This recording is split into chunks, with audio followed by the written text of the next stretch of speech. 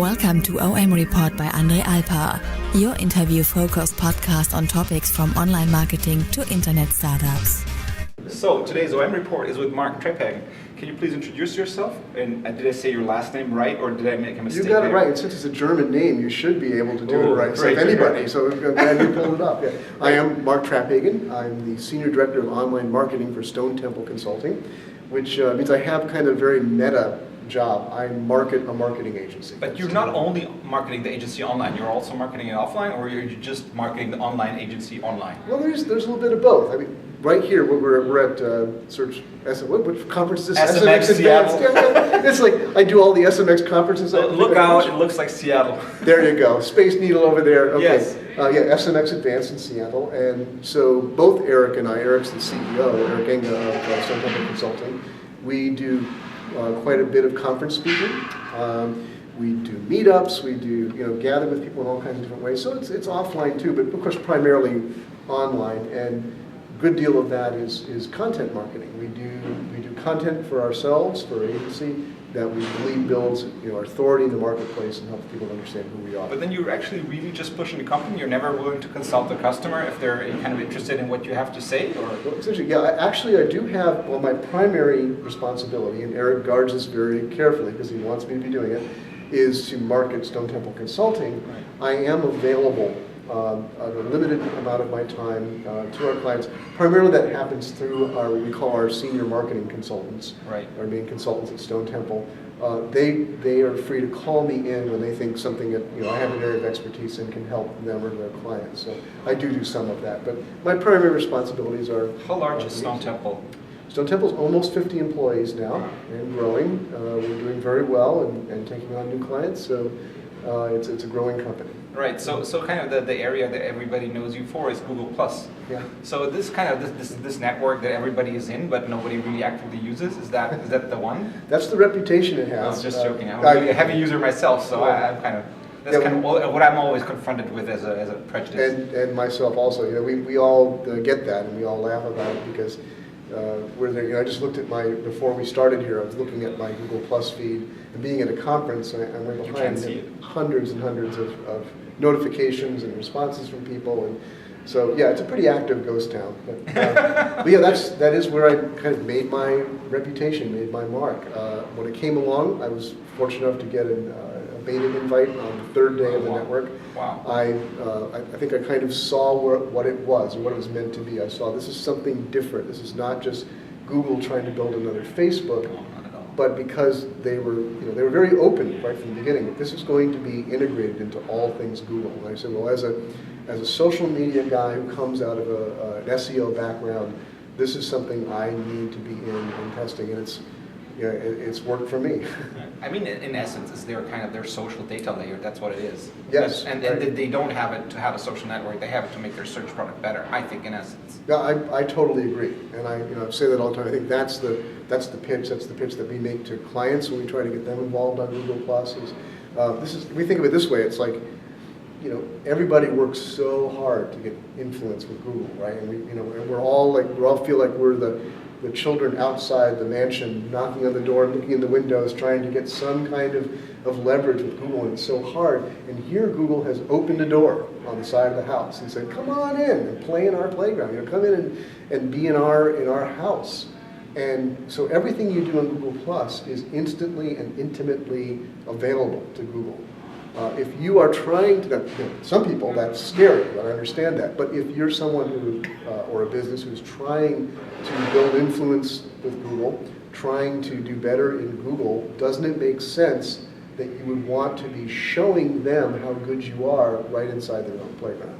Right. So you did a presentation earlier today that I was lucky enough to listen to, and you were talking about kind of author authority, which I thought this was a really funny term because you do online marketing for an online marketing agency, and then you go about author authority. So you seem to like these meta things, something about it. So maybe afterwards you do a video interview with me about this video interview or something? Yeah, video interview. That would be that would fit my pattern. We should have talked about the podcast that you guys do, you and Eric, right? That would have been meta again, right? Yeah, that would. But we'll skip this that. to another level. Right? We'll search for another meta opportunity. So what I was actually, sorry, got distracted here. So what I actually wanted to talk about is, I mean, in essence, you were saying, well, if you still want your picture up there in the search engine result pages, the author that you push the content with has to have authority, and then you were talking about what this consists of, and what kind of the one thing that I missed or thought that should be that I expected you to cover was kind of more like a topical authority, because in the end, I mean, Google makes up their own tags, so they know what you're talking about, they know what you're interested in, and even though if you're sometimes talking about, let's say, 2 different topics, and one of them is like +1 like crazy, and the other one people are just ignoring because you don't seem to know much about it really, or your followers are not too interested in it, they could push your author picture in the topic where kind of the reactions that you get are hot, and a lot of them. And well, the reason that I didn't talk about that is because we don't see them doing that yet, really, on that level, which surprises a lot of people. People just expect, we see this a lot actually in search marketing, that people think like, well, this is something that Google could do, so they must be doing it. And actually, when you look at the data and you test it, sometimes you find something that you just assume that Google must be doing that. They don't seem to be doing it. And partly that's because these things are much more complex than we imagine, and they are things that Google takes its time. I'm known for saying, like, Google will serve no search result before its time. And that's an allusion to an old wine ad here in the United States where they said, this company will serve no wine before its time. Well, Google takes its time with search. So they're maybe collecting the data and will do that eventually? I think they're definitely collecting the data. But, so you say, like, if they have the data, why wouldn't they use it now? I think they're still working on how they want that to work. In my presentation, I did talk about how Matt Cutts has said several times publicly at conferences and on videos over the past year that subject area authority is something that they're interested in, something that they're working toward, but it's always speaking in the future tense. This is something that's coming. We're working on it. I mentioned that there's a specific example that he uses again and again and again. It's exactly the same. He always says it the same way. He says, like, it would be nice if someday, maybe 10 years from now, I was looking for something on SEO, and Danny Sullivan, who's the head of the search marketing exchange, search engine land editor-in-chief, if he came up higher in my results because we know that he's a trusted authority on that topic. And he speaks about it that way, like, that's where we're headed, that's where we're going, but they're not quite there yet. And this is something that we test extensively. So while we are seeing that they are using authorship and author data on a very fundamental level, kind of qualifying you for certain features like getting your author photo shown in search, or things like the Indepth articles feature in search. So they're not using it as a ranking factor, and they're not using it topically yet. But if I interpreted right what you said at the presentation, is that basically you suggest that it's a really, really good quality signal if the Google Plus author is writing in-depth articles that are marked as such. Did I summarize that right? Well, yeah. I want to be careful about that, because in-depth articles is a specific feature. That's what I was insecure. Right. No, I was talking about just more about in general that if you're writing in-depth, maybe small I, small d, small e, that you're generally writing better quality articles that go deeper. And want to be careful about this, because sometimes people think that just means longer. So I was confused about the in-depth article, whether you refer to the specific feature. I was using it more as a generic term. Okay. So what we saw was, and just to give your audience a little background, is sure. In December of 2013, Google began to reduce the amount of authorship rich snippet results that it showed in search, the author photos you see next to some of your search results. And Matt Cutts had said at PubCon in Las Vegas that they were going to do that, because they found in their tests that when they cut down the amount of snippets they showed, the quality went up. Now, we don't know exactly what he meant by the quality went up, other than it might be just as simple as, fewer means better. So, no, I think in general it would mean that people are directed towards the good results. Yeah, they don't want to. Some SERPs, not all, but because some that maybe the pictures, the pictures that they have eliminated, they have just pulled people towards results that weren't as premium as others. And we were finding queries where there was like 7, 8, 9, sometimes 10. The top 10 results all have that was ridiculous. Yeah, it means nothing then. Exactly. If everybody's getting the award, the award doesn't mean anything, right? So they wanted to give that. But they had to do that for a while, so everybody would jump on the game, because that would make the ghost town send me alive, right? Yeah, probably. Yeah, authorship I think certainly was a play to get people not just involved in Google Plus, but again, going back to what we said in the beginning, that that Google Plus is really the identity engine of Google. So they want to get as many people and brands and everything on there as possible because it gives them better tracking data. So yes, I think it was partly that. But going back to what I was saying, was what we found was I did a study of hundreds of author profiles that I had been keeping track of. So I was able to see the ones that before December 2013 were consistently getting their authorship photo from most search results. And then after December, we found that there were some that continued to get it mostly all the time. There were some that kind of dropped to a medium stance where sometimes they get it, sometimes they don't, or they drop. For a while, Google had what I was calling second-class authorship, where you would get just a byline but no photo. And just a few weeks ago, they stopped doing that. They appear to have dropped that, so now it's it's the photo and byline or nothing. So anyway, and then some people who lost it altogether. And so there was different tiers now. And so what I looked at was, it took me over a month because I looked not only at these profiles, but at hundreds of pieces of content associated with each of those authors. And I started looking for commonalities. And what I reported just very quickly in my presentation was that we found the number one common factor above all was high publishing on high authority sites. So sites were actually outranking authors as far as a factor in this. And that didn't surprise me because that's the low-hanging fruit for Google. They already know how to do that. They know how to rank sites. Sure. So it might be surprising for people who expect that there'd be more author authority in the mix or more author rank by now. But again, as I said earlier, I think Google's being cautious about turning up the crank on that.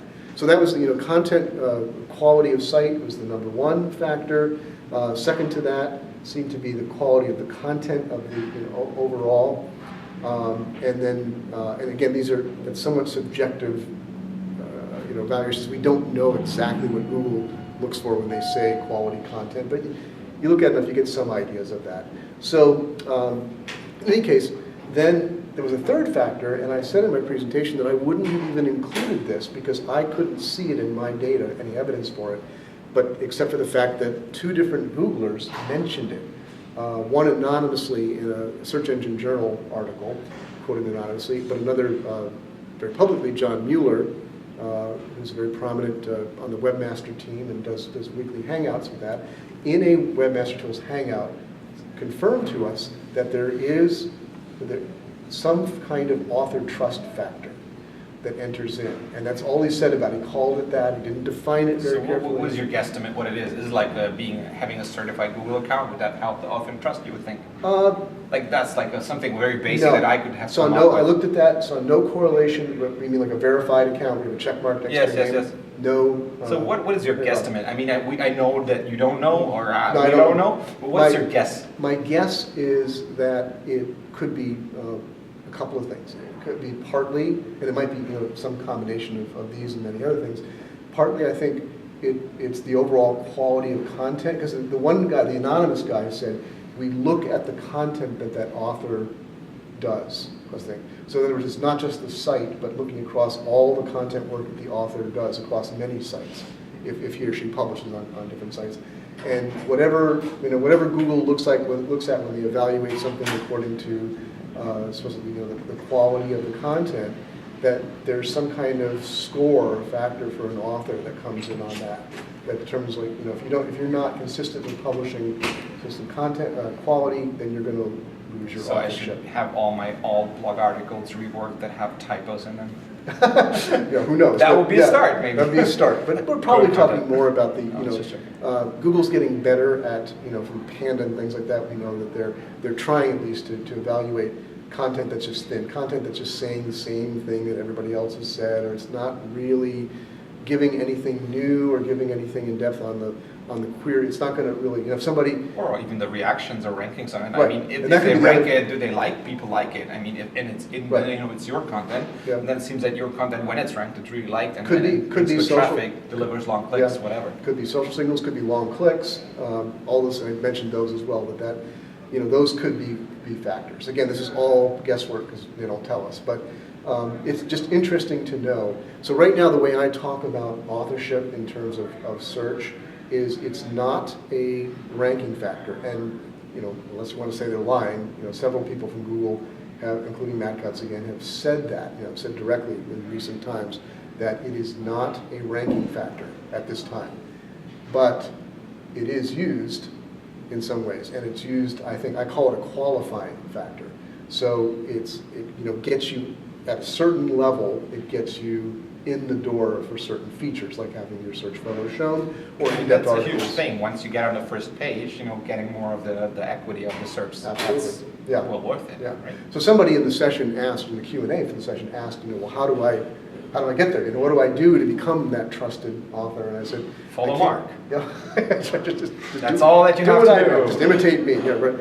No. Like everything that I do, share it. But it's that certainly helps me. But it's the things the things that we've been saying all along that sometimes people just take as yeah sure, but they're more and more the things that really work, and that is when you're producing content, really think hard about adding value for them. Is this, if I'm going to write this blog post or do this video or make this podcast or whatever it is, for somebody who is looking to answer a question, they come to that content, does it really give them something that when they finish they go like, oh, that's just what I was looking for. That answered my question. That met my need. If not, then you're just it's just run-of-the-mill stuff. Seek to be that cut above, to be saying things in a way that nobody else is saying them. And if you're doing that consistently, and you're building audience around your content, and people are sharing it, and it's a little bit like building a brand, but on a personal level. It very and much I really is. like the idea that you brought in there. Yeah, that's exactly what you're doing. The things that you would think about in marketing, if you're doing good marketing and marketing a brand, you're doing that for yourself as a person, and that builds, I think, trust with Google over time. Right. Great stuff, Mark. Thanks so much for sharing. Thank you very much. Enjoyed it. OMReport and Andre Alpa would like to thank you for your attention. You can get more episodes on www.omreport.com.